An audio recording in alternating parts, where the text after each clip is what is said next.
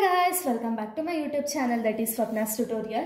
So ನೀವೇನ ನನ್ನ ಚಾನಲ್ಗೆ ಸಬ್ಸ್ಕ್ರೈಬ್ ಆಗಿಲ್ಲ ಅಂದರೆ ಪ್ಲೀಸ್ ಸಬ್ಸ್ಕ್ರೈಬ್ ಆಗಿ ವೀಡಿಯೋಸ್ನ ಲೈಕ್ ಮಾಡಿ ಶೇರ್ ಮಾಡಿ ಹಾಗೆ ಕಮೆಂಟ್ ಮಾಡಿ. ಸೊ ಇವಾಗ ನಾನು ಮಾಡ್ತಿರೋ ಸಬ್ಜೆಕ್ಟ್ ಯಾವುದು ಅಂದರೆ ಫಸ್ಟ್ ಸೆಮ್ BComನ ಕಾರ್ಪೊರೇಟ್ ಲಾ ಅನ್ನೋ ಒಂದು ಸಬ್ಜೆಕ್ಟ್ನ ಎಕ್ಸ್ಪ್ಲೈನ್ ಮಾಡ್ತಿದ್ದೀನಿ. ಸೊ ಇದರಲ್ಲಿ ಚಾಪ್ಟರ್ 1 ಬಂದುಬಿಟ್ಟು ನಾನು ಆಲ್ರೆಡಿ ಅಪ್ಲೋಡ್ ಮಾಡಿದ್ದೀನಿ. ಸೊ ಯಾರೆಲ್ಲ ವೀಡಿಯೋಸ್ನ ನೋಡಿಲ್ವೋ ಆ ಒಂದು ವೀಡಿಯೋ ನೋಡ್ಕೊಂಡು ಬಂದು ಈ ಒಂದು ವೀಡಿಯೋ ನೋಡಿ. ಸೊ ಇದು ಚಾಪ್ಟರ್ 2 ಬಂದುಬಿಟ್ಟು ಫಾರ್ಮೇಷನ್ ಆಫ್ ಅ ಕಂಪನಿ ಅಂತ ಹೇಳಿ. ಸೊ ಇದು ಪಾರ್ಟ್ 2 ವಿಡಿಯೋ ಆಗಿದೆ. ಪಾರ್ಟ್ 1 ವಿಡಿಯೋ ನಾನು ಆಲ್ರೆಡಿ ಅಪ್ಲೋಡ್ ಮಾಡಿದ್ದೀನಿ. ಸೊ ಇದು ಪಾರ್ಟ್ 2 ವಿಡಿಯೋ ಆಗಿದೆ. ಸೊ ಪಾರ್ಟ್ 2 ಅಲ್ಲಿ ನಾವು ಫಸ್ಟ್ ಸ್ಟೇಜ್ ನೋಡೋಣ. ಸ್ಟೇಜ್ 1 ಅಂದರೆ ಫಾರ್ಮೇಷನ್ ಆಫ್ ಅ ಕಂಪನಿಯಲ್ಲಿ ಫಸ್ಟ್ ಸ್ಟೇಜ್ ಬಂದುಬಿಟ್ಟು ಪ್ರಮೋಷನ್ ಸ್ಟೇಜ್. ಸೊ ಇಲ್ಲಿ ಪ್ರಮೋಷನ್ ಸ್ಟೇಜ್ ಅಂದರೆ ಏನು ಆ್ಯಂಡ್ ಯಾರ್ಯಾರೆಲ್ಲ ಈ ಒಂದು ಪ್ರಮೋಷನ್ ಸ್ಟೇಜಲ್ಲಿ ಬರ್ತಾರೆ, ಏನೇನೆಲ್ಲ ಫಂಕ್ಷನ್ಸ್ ಇದೆ, ಲ್ಯಾಬಿಲಿಟೀಸ್ ಇದೆ ಅಂತ ಎಲ್ಲ ಈ ಒಂದು ವಿಡಿಯೋದಲ್ಲಿ ನಾವು ನೋಡ್ತಾ ಹೋಗೋಣ. ಓಕೆನಾ? ಸೊ ಇಲ್ಲಿ ಫಸ್ಟ್ ಸ್ಟೇಜ್ ಬಂದುಬಿಟ್ಟು ಪ್ರಮೋಷನ್ ಸ್ಟೇಜ್. ಸೊ ಇಲ್ಲಿ ಪ್ರಮೋಷನ್ ಸ್ಟೇಜ್ ಅಂದರೆ ಏನು? It means organising and planning the finances of a business. It is discovery of business opportunity and organization of funds properly and managerial ability into a business for the purpose of making profit. ಅಂದರೆ so ಇಲ್ಲಿ promotion stage ಅಂದರೆ ಏನು ಅಂದರೆ it means organising and planning of finances of a business. ಅಂದರೆ so ಇಲ್ಲಿ promotion ಸ್ಟೇಜಲ್ಲಿ ನಾವೇನು ಮಾಡಬೇಕು ಅಂದರೆ ಇದೊಂದು ಇನಿಷಿಯಲ್ ಸ್ಟೇಜ್ ಅಂತಲೇ ಅರ್ಥ. ಇವಾಗ ನಾವು ಒಂದು ಬಿಸ್ನೆಸ್ನ ನಾವು ಸ್ಟಾರ್ಟ್ ಮಾಡ್ತಿದ್ದೀವಿ ಅಂದರೆ ನಾವು ಡೈರೆಕ್ಟಾಗಿ ಬಿಸ್ನೆಸ್ನ ಸ್ಟಾರ್ಟ್ ಮಾಡೋಕ್ಕಾಗಲ್ಲ. ಬಿಕಾಸ್ ಅಲ್ಲಿ ತುಂಬ ಸ್ಟೆಪ್ಸ್ ಇರುತ್ತೆ ಬಿಸ್ನೆಸ್ನ ಸ್ಟಾರ್ಟ್ ಮಾಡಬೇಕು ಅಂದರೆ. ಈಗ ನಮಗೆ ಫಸ್ಟು ಏನು ಆರ್ಗನೈಸ್ ಅಂದರೆ ಯಾವ ರೀತಿ ಬಿಸ್ನೆಸ್ನ ನಾವು ಮಾಡಬೇಕು, ಯಾವ ರೀತಿ ಫಿನಾನ್ಸಸ್ನ ನಾವು ಕಲೆಕ್ಟ್ ಮಾಡ್ಕೋಬೇಕು ಅಂತೆಲ್ಲ ನಾವು ಫಸ್ಟ್ ಯೋಚನೆ ಮಾಡಬೇಕಾಗುತ್ತೆ ಅಲ್ವಾ. ಸೊ ಯೋಚನೆ ಮಾಡಿಬಿಟ್ಟೆ ನಾವು ಬಿಸ್ನೆಸ್ ಅನ್ನೋದನ್ನ ಸ್ಟಾರ್ಟ್ ಮಾಡಬೇಕಾಗುತ್ತೆ. ಎಕ್ಸಾಂಪಲ್ ಪ್ಲ್ಯಾನ್ ಮಾಡಬೇಕು, ಫಿನಾನ್ಸಸ್ ಎಲ್ಲೆಲ್ಲಿಂದ ನಾವು ಫಿನಾನ್ಸಸ್ನ ಕಲೆಕ್ಟ್ ಮಾಡ್ಕೋಬೇಕು ಅಂತ ಹೇಳಿ ನಾವು ತಿಳ್ಕೋಬೇಕು. ಆ್ಯಂಡ್ ಯಾವ ರೀತಿ ಪ್ರಾಫಿಟ್ನ ಮಾಡಬೇಕು. ಇವಾಗ ಪ್ರಾಫಿಟ್ ಅಂದ ತಕ್ಷಣ ಪ್ರತಿಯೊಂದು ಬಿಸ್ನೆಸ್ ಮಾಡಿದ್ರೂ ಪ್ರಾಫಿಟ್ ಆಗುತ್ತೆ. ಬಟ್ ಯಾವಾಗ ಅಂದರೆ ನಾವು ಯಾವ ಬಿಸ್ನೆಸ್ ಐಡಿಯಾಸ್ ಬೇಸಿಸ್ ಮೇಲೆ ಬಿಸ್ನೆಸ್ ಪ್ರಾಫಿಟ್ ಜಾಸ್ತಿ ಆಗುತ್ತಾ ಅಥವಾ ಕಡಿಮೆ ಆಗುತ್ತಾ ಅಂತ ಹೇಳಿ ನಮಗೆ ಗೊತ್ತಾಗುತ್ತಲ್ವ. ಸೊ ಇವಾಗ ಎಕ್ಸಾಂಪಲ್ ನಾವು ನೋಡೋದಾದರೆ ಇವಾಗ ನಾವು ಯಾವುದೋ ಒಂದು ಬಿಸ್ನೆಸ್ಸಲ್ಲಿ ಯಾವುದೋ ಒಂದು ಪ್ರಾಡಕ್ಟ್ನ ಪ್ರೊಡ್ಯೂಸ್ ಮಾಡ್ತಿದ್ದೀವಿ ಅಂತ ಹೇಳಿ ಅಂದ್ಕೊಳ್ಳಿ. ಓಕೆನಾ? ಇದೊಂದು ನ್ಯೂ ಕಂಪ್ನಿ, ನ್ಯೂ ಸ್ಟಾರ್ಟಪ್ಸ್ ಆಗಿರುತ್ತೆ. ಸೊ ಅವರು ಯಾವ ಇಂಟೆನ್ಷನಲ್ಲಿ ಬಂದಿರ್ತಾರೆ ಅಂದರೆ ಯಾವುದೋ ಒಂದು ಪ್ರಾಡಕ್ಟ್ನ ಪ್ರೊಡ್ಯೂಸ್ ಮಾಡೋ ಇಂಟೆನ್ಷನಲ್ಲಿ ಬಂದಿರ್ತಾರೆ. ಈಗ ಎಕ್ಸಾಂಪಲ್ ನೋಡೋದಾದರೆ ಯಾವುದು ಈ ಪೆನ್ನೇ ಅಂದ್ಕೊಳ್ಳಿ ಎಕ್ಸಾಂಪಲ್, ಆಯಿತಾ? ಈ ಪೆನ್ನ ನಾವು ಪ್ರೊಡ್ಯೂಸ್ ಮಾಡ್ತಿದ್ದೀವಿ ಅಂದರೆ ಸೊ ಈ ಒಂದು ಪೆನ್ ಬಂದುಬಿಟ್ಟು ಎಲ್ಲ ಟೈಮಲ್ಲೂ ಕೂಡ ಯೂಸ್ ಆಗೇ ಆಗುತ್ತಲ್ವ. ಪೆನ್ ಅನ್ನೋದು ಪ್ರತಿಯೊಬ್ಬ ವ್ಯಕ್ತಿನೂ ಕೂಡ ಯೂಸ್ ಮಾಡೇ. ಆದರೆ ಎಕ್ಸಾಂಪಲ್ ಸ್ಟೂಡೆಂಟ್ಸೇ ಯೂಸ್ ಮಾಡ್ತಾರಾ? ಅಲ್ಲ, ಪ್ರತಿಯೊಬ್ಬರು ಕೂಡ ಯೂಸ್ ಮಾಡ್ತಾರೆ. ಬಟ್ ಈ ಒಂದು ಪೆನ್ನ ತುಂಬ ಕಾಂಪಿಟೇಟರ್ಸ್ ಇದ್ದೇ ಇರ್ತಾರಲ್ವ. ಸೊ ಈಗ ತುಂಬ ವೆರೈಟೀಸ್ ಆಫ್ ಕಾಂಪಿಟೇಟರ್ಸ್ ಇದ್ದೇ ಇರ್ತಾರೆ. ಆ ಕಾಂಪಿಟೇಟರ್ಸಲ್ಲಿ ಈ ಒಂದು ಬ್ರ್ಯಾಂಡು ಯಾವ ರೀತಿ ಬೆಸ್ಟ್ ಬ್ರ್ಯಾಂಡ್ ಆಗಿರಬೇಕು, ಯಾವ್ಯಾವೆಲ್ಲ ಐಡಿಯಾಸ್ನ ನಾನು ಯೂಸ್ ಮಾಡಿದ್ರೆ ಈ ಬ್ರ್ಯಾಂಡು ನಂಬರ್ 1 ಪೊಸಿಷನಲ್ಲಿ ಬರುತ್ತೆ, ಅದನ್ನೆಲ್ಲ ಯೋಚನೆ ಇಟ್ಕೊಂಡು ಬಿಸ್ನೆಸ್ನ ಸ್ಟಾರ್ಟ್ ಮಾಡೋದ್ರಿಂದ ಏನಾಗುತ್ತೆ ಅಂದರೆ ಪ್ರಾಫಿಟ್ ಅನ್ನೋದು ಜಾಸ್ತಿ ಆಗ್ತಾ ಹೋಗುತ್ತೆ. ಸೊ ಇಲ್ಲಿ ಪ್ರಮೋಷನ್ ಸ್ಟೇಜಲ್ಲಿ ಏನಾಗುತ್ತೆ ಅಂದರೆ ಸೊ ಇಲ್ಲಿ ಕಂಪನಿಯವರು ಪ್ರಮೋಟರ್ಸ್ ಅನ್ನೋ ವ್ಯಕ್ತಿನ ಅಪಾಯಿಂಟ್ ಮಾಡ್ಕೊಳ್ತಾರೆ. ಯಾಕೆ ಅಂದರೆ ಪ್ರಮೋಟರ್ಸ್ನ ಅಪಾಯಿಂಟ್ ಮಾಡೋ ರೀಸನ್ ಏನು ಅಂದರೆ ಸೊ ಅವ್ರಿಗೆ ಎಲ್ಲ ಡೀಟೇಲ್ಸು ಕೂಡ ಗೊತ್ತಿರುತ್ತೆ. ಯಾವ ರೀತಿ ಡೀಟೇಲ್ಸು ಅಂದರೆ ಫಂಡ್ನ ಎಲ್ಲೆಲ್ಲಿಂದ ಕಲೆಕ್ಟ್ ಮಾಡ್ಕೋಬೇಕು, ಯಾವ ರೀತಿ ಮ್ಯಾನೇಜ್ ಮಾಡಬೇಕು ಆ್ಯಂಡ್ ಯಾವ ರೀತಿ ಕಂಪನಿನ ರನ್ ಮಾಡಬೇಕು ಅನ್ನೋ ಪ್ರತಿಯೊಂದು ಡೀಟೇಲ್ಸು ಕೂಡ ಪ್ರಮೋಟರ್ಸ್ ಆದವ್ರಿಗೆ ಗೊತ್ತಿರುತ್ತೆ. ಸೊ ಕಂಪನಿ ಏನು ಮಾಡ್ತಾರೆ ಅಂದರೆ ಸ್ಟೆಪ್ 1 ಅಂದರೆ ಪ್ರಮೋಷನ್ ಸ್ಟೇಜಲ್ಲಿ ಕಂಪನಿಯವರು ಪ್ರಮೋಟರ್ಸ್ ಅನ್ನೋ ವ್ಯಕ್ತಿನ ಅಪಾಯಿಂಟ್ ಮಾಡ್ಕೊಳ್ತಾರೆ. ಓಕೆನಾ? ಸೊ ಈ ಪ್ರಮೋಟರ್ಸಿಂದ ಏನಾಗುತ್ತೆ ಅಂದರೆ ಬಿಸ್ನೆಸ್ ಅವ್ರಿಗೆ ಏನು ಐಡಿಯಾಸ್ ಇರುತ್ತೋ ಆ ಐಡಿಯಾಸ್ ಎಲ್ಲ ರಿಯಾಲಿಟಿಗೆ ಕನ್ವರ್ಟ್ ಆಗುತ್ತೆ. ಓಕೆನಾ?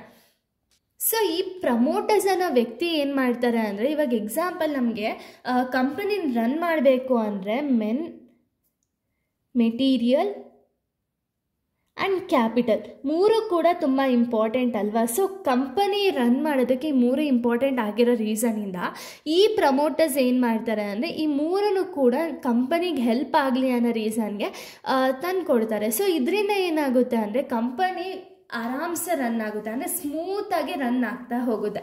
ಸೊ ಅದಕ್ಕೆ ಪ್ರತಿಯೊಂದು ಕಂಪನಿನೂ ಕೂಡ ಪ್ರಮೋಟರ್ಸ್ ಅನ್ನೋ ವ್ಯಕ್ತಿನ ಅಪಾಯಿಂಟ್ ಮಾಡ್ತಾ ಹೋಗ್ತಾರೆ. ಸೊ ಇವರಿಂದ ಏನಾಗುತ್ತೆ ಅಂದರೆ ಕಂಪನಿ ಅನ್ನೋದು ಸ್ಮೂತಾಗಿ ರನ್ ಆಗ್ತಾ ಹೋಗುತ್ತೆ. ಆ್ಯಂಡ್ ಪ್ರಮೋಟರ್ಸಿಂದ ನಮಗೆ ಎಲ್ಲ ಫೆಸಿಲಿಟೀಸು ಕೂಡ ಬೇಗ ಅರೇಂಜ್ ಆಗುತ್ತೆ. ಸೊ ಈ ಪ್ರಮೋಟರ್ಸು ಬರೀ ಕಂಪನಿ ಪ್ರಮೋಷನ್ ಸ್ಟೇಜಲ್ಲಿ ಮಾತ್ರ ಹೆಲ್ಪ್ ಮಾಡಲ್ಲ, ಕಂಪನಿ ಒಂದು ಕಮೆಂಟ್ಸ್ ಆಗೋವರೆಗೂ ಕೂಡ ಈ ಒಂದು ಪ್ರಮೋಟರ್ಸ್ ಅನ್ನೋರು ಕಂಪನಿ ಜೊತೆ ಇನ್ವಾಲ್ವ್ ಆಗೇ ಇರ್ತಾರೆ. ಓಕೆನಾ. ಸೊ ಇವಾಗ ಕಂಪನಿಯಲ್ಲಿ ಪ್ರಮೋಟರ್ಸ್ ಅಂದರೆ ಯಾರು ಅಂತ ಹೇಳಿ ತಿಳಿಯೋಣ. ಓಕೆನಾ. Is a person who brings a company into an existence. So ಆಗಲೇ ಹೇಳಿದೆ ನಾನು, ಪ್ರಮೋಟರ್ಸ್ ಅನ್ನೋರು ಬರೀ ಸ್ಟೆಪ್ 1ಅಲ್ಲಿ ಮಾತ್ರ ಇನ್ವಾಲ್ವ್ ಆಗಲ್ಲ. ಸೊ ಇವರು ಕಂಪನಿ ಅನ್ನೋದು ಕಮೆಂಟ್ಸ್ ಆಗೋವರೆಗೂ ಕೂಡ ಹೆಲ್ಪ್ ಮಾಡೇ ಮಾಡ್ತಾರೆ. ಓಕೆನಾ. ಸೊ ಆ promoters may be an individual, firm or a body corporate. So ಇವಾಗ ಪ್ರಮೋಟರ್ಸ್ ಅಂದಿದ ತಕ್ಷಣ ಇವರು ಇಂಡಿವಿಜುವಲ್ ಆರು ಆಗಿರ್ಬೋದು, ಫರ್ಮ್ ಆರು ಆಗಿರ್ಬೋದು, ಅಥವಾ ಬಾಡಿ ಕಾರ್ಪೊರೇಟ್ ಆರು ಆಗಿರ್ಬೋದು. ಓಕೆನಾ. Next, according to section 2 subsection 69 of companies act 2013, who has control over the affairs of the company directly or indirectly, whether as a shareholders, directors or others. ಅಂದರೆ according to section 2 subsection 69 of companies act 2013 ಪ್ರಕಾರ promoters ಅನ್ನೋರು ಡೈರೆಕ್ಟಾಗಿ ಅಥವಾ indirect ಆಗಿ ಕಂಪನಿಲಿ involve ಆಗಿರ್ತಾರೆ. ಓಕೆನಾ. So ಈ ಒಂದು ಪ್ರಮೋಟರ್ಸ್ ಅನ್ನೋರು ತುಂಬ ಇಂಪಾರ್ಟೆಂಟ್ ಆಗಿರ್ತಾರೆ.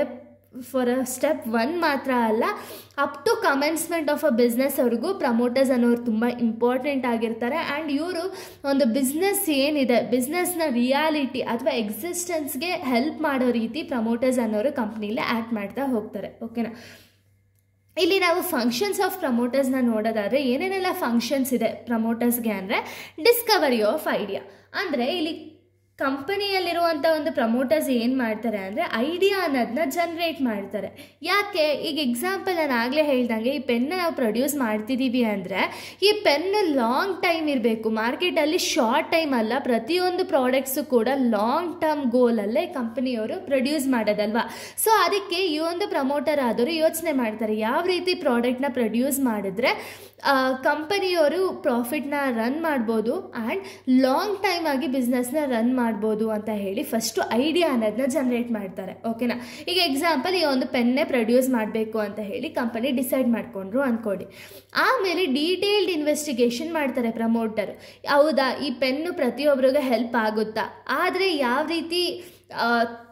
ರೀತಿ ನಾವು ಇನ್ನೂ ಜಾಸ್ತಿ ರಿಸೋರ್ಸಸ್ನ ಅಪ್ಲಿಕೇಬಲ್ ಮಾಡಿ ಪೆನ್ನ ಇನ್ನೂ ತುಂಬ ಚೆನ್ನಾಗಿ ಪ್ರೊಡ್ಯೂಸ್ ಮಾಡ್ಬೋದು ಆ್ಯಂಡ್ ಇದು ತುಂಬ ಬೆನಿಫಿಷಿಯರಿನಾ ಇಲ್ವಾ ಅಂತ ಹೇಳಿ ಡೀಟೇಲ್ಡ್ ಇನ್ವೆಸ್ಟಿಗೇಷನ್ ಅನ್ನೋದನ್ನ ಮಾಡ್ತಾರೆ. ಓಕೆನಾ. ಡೀಟೇಲ್ಡ್ ಇನ್ವೆಸ್ಟಿಗೇಷನ್ ಮಾಡಿದ ಮೇಲೆ ಅವ್ರೇನು ಮಾಡ್ತಾರೆ ಅಂದರೆ ರಿಸೋರ್ಸಸ್ನ ಅಸೆಂಬಲ್ ಮಾಡ್ತಾರೆ.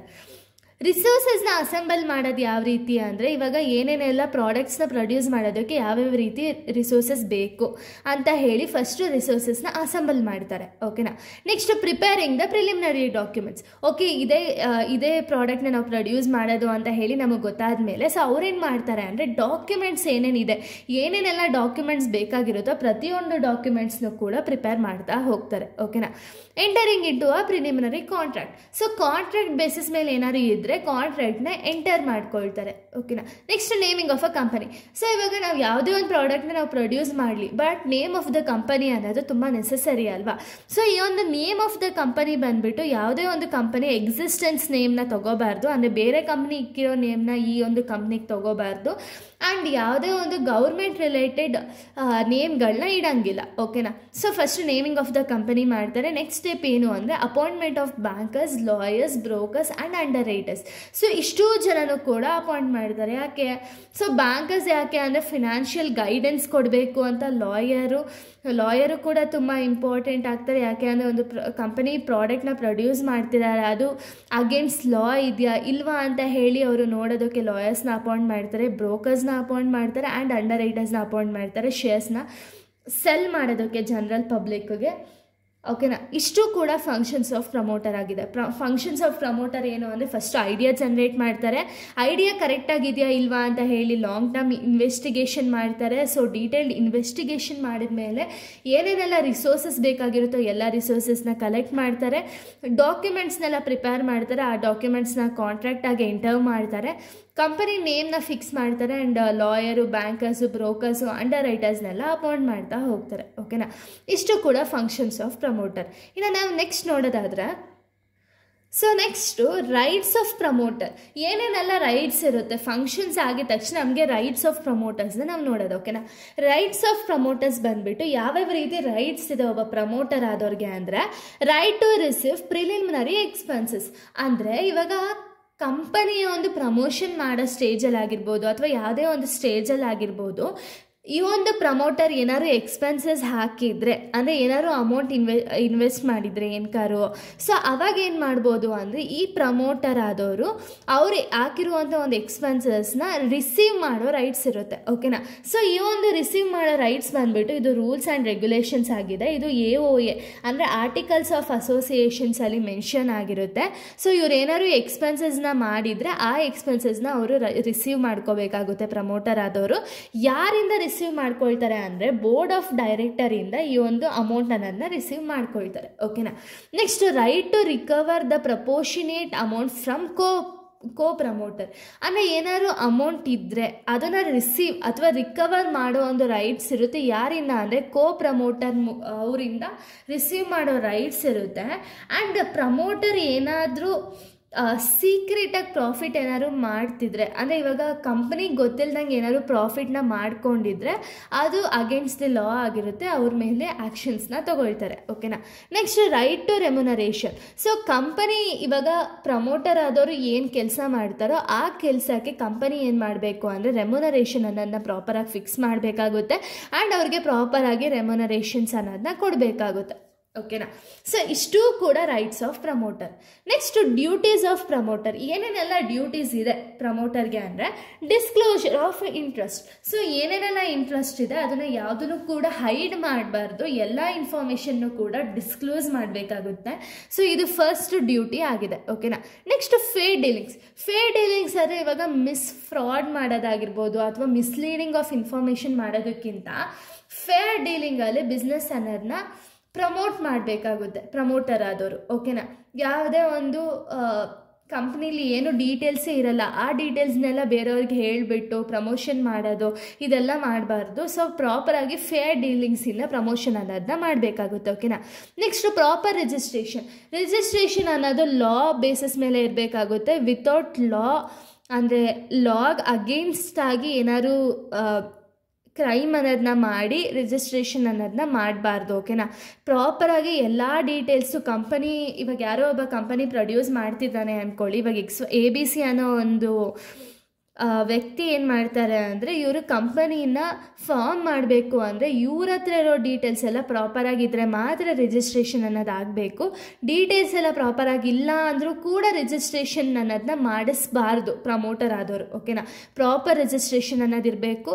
Avoidance of fraud. ಏನಾದ್ರು ಒಂದು ಫ್ರಾಡ್ ಏನಾದ್ರು ಇದ್ದರೆ ಅಲ್ಲೇ ಕಂಡುಹಿಡಿದು ಪ್ರಮೋಟರ್ ಏನು ಮಾಡಬೇಕು ಅಂದರೆ ಅವಾಯ್ಡ್ ಮಾಡಬೇಕು. ಆ ಫ್ರಾಡನ್ನು ಮುಂದುವರ್ಸ್ಕೊಂಡು ಹೋಗಬಾರ್ದು ಆ್ಯಂಡ್ ಆ ಫ್ರಾಡ್ನ ಮಾಡೋಕ್ಕೆ ಹೋಗಬಾರ್ದು ಪ್ರಮೋಟರ್ ಆದವರು. ಓಕೆನಾ, ಸೊ ಇಷ್ಟು ಕೂಡ duties of an promoter. Next liabilities of promoter. ಏನೇನೆಲ್ಲ ಲಯಬಿಲಿಟೀಸ್ ಇದೆ ಪ್ರಮೋಟರ್ ಆದವ್ರಿಗೆ ಅಂದರೆ, liabilities to account in profit. ಅಂದರೆ ಈ ಪ್ರಮೋಟರ್ ಆದವ್ರು ಏನು ಮಾಡ್ಬೋದು ಅಂದರೆ, so in account of profit ಏನಾದ್ರು ಲಯಬಿಲಿಟೀಸ್ ಇದ್ದರೆ ಅದನ್ನು ಕೂಡ ಫೈಂಡ್ ಔಟ್ ಮಾಡಬೇಕಾಗುತ್ತೆ. Liabilities for statement in prospectus. ಅಂದರೆ ಇವಾಗ ಏನಾದ್ರು ಸ್ಟೇಟ್ಮೆಂಟ್ ಏನಾದ್ರು ಮಾಡಿದರೆ ಪ್ರಾಸ್ಪೆಕ್ಟಸಲ್ಲಿ ಅದಕ್ಕೂ ಕೂಡ ಅದು ಒಂದು ಲಯಬಿಲಿಟಿ ಆಗಿದೆ ಇವ್ರಿಗೆ. ನೆಕ್ಸ್ಟ್ ಪರ್ಸ್ನಲ್ ಲಯಬಿಲಿಟೀಸ್ ಇರುತ್ತೆ and liabilities at a time of winding up of an company. Winding up of a company ಮಾಡಬೇಕಾದ್ರೂ ಕೂಡ ಇವರಿಗೆ ಸಮ್ ಲಯಬಿಲಿಟೀಸ್ ಅನ್ನೋದಿರುತ್ತೆ. ಓಕೆನಾ, ಇಷ್ಟು ಕೂಡ ಲಯಬಿಲಿಟೀಸ್ ಆಫ್ ಎನ್ ಪ್ರಮೋಟರ್ ಆಗಿದೆ. ನೆಕ್ಸ್ಟ್ ಇಂಪಾರ್ಟೆಂಟ್ ಯಾವುದು ಅಂದರೆ ಟೈಪ್ಸ್ ಆಫ್ ಪ್ರಮೋಟರ್. ಸೊ ಇಲ್ಲಿ ಟೈಪ್ಸ್ ಆಫ್ ಪ್ರಮೋಟರ್ ಬಂದುಬಿಟ್ಟು 5 ಟೈಪ್ಸ್ ಆಗಿ ಡಿವೈಡ್ ಆಗಿದೆ. ಸೊ ಫಸ್ಟ್ ಟೈಪ್ ಯಾವುದು ಅಂದರೆ ಪ್ರೊಫೆಷ್ನಲ್ ಪ್ರಮೋಟರ್. ಸೊ ಇಲ್ಲಿ ಪ್ರೊಫೆಷ್ನಲ್ ಪ್ರಮೋಟರ್ ಅಂದರೆ ಏನು ಅಂದರೆ, ಸೊ ಪ್ರೊಫೆಷ್ನಲ್ ಅಂದ ತಕ್ಷಣ ನಿಮಗೆ ಗೊತ್ತಾಗುತ್ತೆ ಏನು ಅಂದರೆ, ಸೊ ಇವರು ಪ್ರೊಫೆಷ್ನಲ್ ಆಗಿರ್ತಾರೆ. ಅಂದರೆ ಇವ್ರಿಗೆ ಇಂಥ ಫೀಲ್ಡಲ್ಲೇ ನನಗೆ ಪ್ರಮೋಟ್ ಮಾಡಬೇಕು ಅಂತ ಏನಿಲ್ಲ. ಇವಾಗ ಎಕ್ಸಾಂಪಲ್ ನಾನು ಫೈನಾನ್ಷಿಯಲ್ ಪ್ರಮೋಟರ್ನ ತಗೊಂಡ್ರೆ ಬರೀ ಫಿನಾನ್ಸ್ ರಿಲೇಟೆಡ್ ಮಾತ್ರ ಇವರು ಪ್ರಮೋಟ್ ಅನ್ನೋದನ್ನ ಮಾಡಿಕೊಡ್ತಾರೆ. ಬಟ್ ಇಲ್ಲಿ ಪ್ರೊಫೆಷ್ನಲ್ ಪ್ರಮೋಟರ್ ಏನು ಮಾಡ್ತಾರೆ ಅಂದರೆ, ಫಿನಾನ್ಸ್ ಮಾತ್ರ ಅಲ್ಲ, ಟೆಕ್ನಿಕಲ್ ಮಾತ್ರ ಅಲ್ಲ, ಪ್ರತಿಯೊಂದು ಫೀಲ್ಡಲ್ಲೂ ಕೂಡ ಎಕ್ಸ್ಪರ್ಟ್ ಆಗಿರುತ್ತೆ. ಸೊ ಇವರಿಗೆ ಗೊತ್ತಿರುತ್ತೆ ಯಾವ ರೀತಿ ಬಿಸ್ನೆಸ್ನ ರನ್ ಮಾಡಬೇಕು, ಯಾವ ರೀತಿ ಪ್ರಾಡಕ್ಟ್ನ ಪ್ರೊಡ್ಯೂಸ್ ಮಾಡಿದ್ರೆ ಇವರಿಗೆ ಪ್ರಾಫಿಟ್ ಅನ್ನೋದು ಜಾಸ್ತಿ ಆಗುತ್ತೆ, ಆ್ಯಂಡ್ ಯಾವ ರೀತಿ ಪ್ರಾಫಿಟ್ ಮಾಡಬೇಕು ಅನ್ನೋದು ಆ್ಯಂಡ್ ಯಾವ ರೀತಿ ಕ್ಯಾಪಿಟಲ್ನ ರೈಸ್ ಮಾಡಬೇಕು ಪ್ರತಿಯೊಂದನ್ನು ಕೂಡ ಇವರಿಗೆ ಗೊತ್ತಿರುತ್ತೆ. ಸೊ ಅದಕ್ಕೆ ಇವ್ರನ್ನ ನಾವು ಪ್ರೊಫೆಷ್ನಲ್ ಪ್ರಮೋಟರ್ ಅಂತ ಹೇಳಿ ಕರಿತೀವಿ. Next financial promoter. So financial promoter ಅಂದರೆ ಏನು ಅಂದರೆ, ಸೊ ಇವ್ರಿಗೆ ಬರೀ ರೈಸ್ ಆಫ್ ದಿ ಫಂಡ್ ಅಂದರೆ ಇವಾಗ ಕಂಪನಿಯವ್ರಿಗೆ ಸಡನ್ನಾಗಿ ಕ್ಯಾಪಿಟಲ್ ಅನ್ನೋದು ರಿಕ್ವೈರ್ ಇರುತ್ತೆ ಅಂದ್ಕೊಳ್ಳಿ. ಸೊ ಅಂಥ ಟೈಮಲ್ಲಿ ಕಂಪನಿ ಏನು ಮಾಡ್ತಾರೆ ಅಂದರೆ ಫಿನಾನ್ಷಿಯಲ್ ಪ್ರಮೋಟರ್ಸ್ ಅನ್ನೋದನ್ನ ಅಪಾಯಿಂಟ್ ಮಾಡ್ತಾರೆ. ಸೊ ಈ ಪ್ರಮೋಟರ್ಸ್ ಏನು ಮಾಡ್ತಾರೆ ಅಂದರೆ ಫಿನಾನ್ಷಿಯಲ್ ಗೈಡೆನ್ಸ್ ಅನ್ನೋದನ್ನ ಕೊಡ್ತಾ ಹೋಗ್ತಾರೆ. ಓಕೆನಾ, ಅದನ್ನು ನಾವು ಫಿನಾನ್ಷಿಯಲ್ ಪ್ರಮೋಟರ್ಸ್ ಅಂತೀವಿ.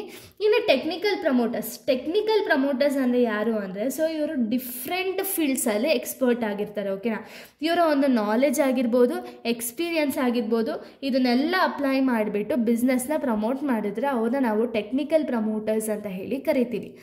ನೆಕ್ಸ್ಟ್ ಸ್ಪೆಷಲೈಸ್ಡ್ ಪ್ರಮೋಟರ್ ಅಂದರೆ ಯಾರು ಅಂದರೆ ಫಿನಾನ್ಷಿಯಲ್ ಗೈಡೆನ್ಸ್ ಅನ್ನೋದನ್ನ ಕೊಡ್ತಾರೆ ಅಥವಾ ಫಿನಾನ್ಷಿಯಲ್ ಅಸಿಸ್ಟೆನ್ಸ್ ಅನ್ನೋದನ್ನ ಕೊಡ್ತಾರೆ. ಎಕ್ಸಾಂಪಲ್ ಇವ್ರು ಯಾರು ಅಂದರೆ ಬ್ಯಾಂಕ್ಸು.